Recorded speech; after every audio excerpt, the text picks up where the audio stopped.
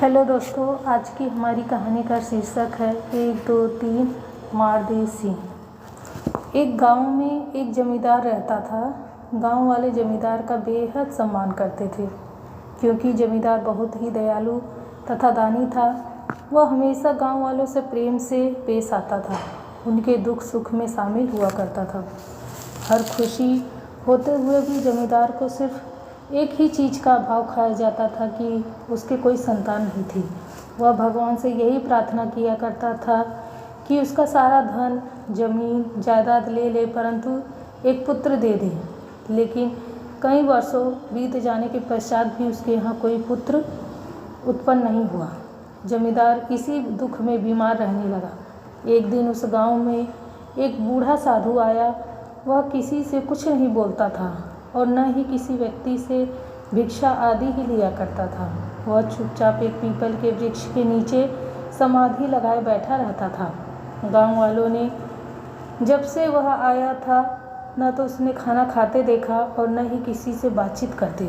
वह जब से वहाँ आया था उसी पीपल के वृक्ष के नीचे समाधि लगाकर ध्यान में मग्न रहता।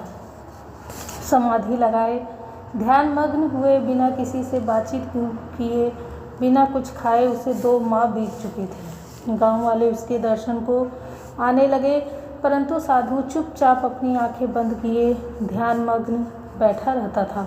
उसके आते ही गांव में जैसे खुशियां छा गई थी। वर्षा भी ठीक समय पर हुई, खूब फसल पैदा हुई।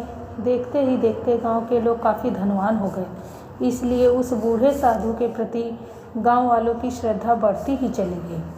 जब जमींदार ने उस बूढ़े साधु की चर्चा सुनी तो उसके मन में भी साधु को देखने की इच्छा बलवती हो उठी, परंतु बीमारी से कमज़ोर होने के कारण वह चल फिर नहीं सकता था। अतः एक दिन अपनी पत्नी से बोला, भगवान, मैं काफ़ी कमज़ोर हो गया हूँ, चल फिर नहीं सकता, इसलिए तुम मुझे ज़रा उस बूढ़े साधु के पास लेकर चलो। हो सकता है कि उसके आशीर्वाद से हमारे यहाँ अब भी कोई संतान उत्पन्न हो जाए। जमींदार की पत्नी भी सोच रही थी कि साधु के दर्शन किए जाएं तो जरूर उनके घर संतान उत्पन्न होगी।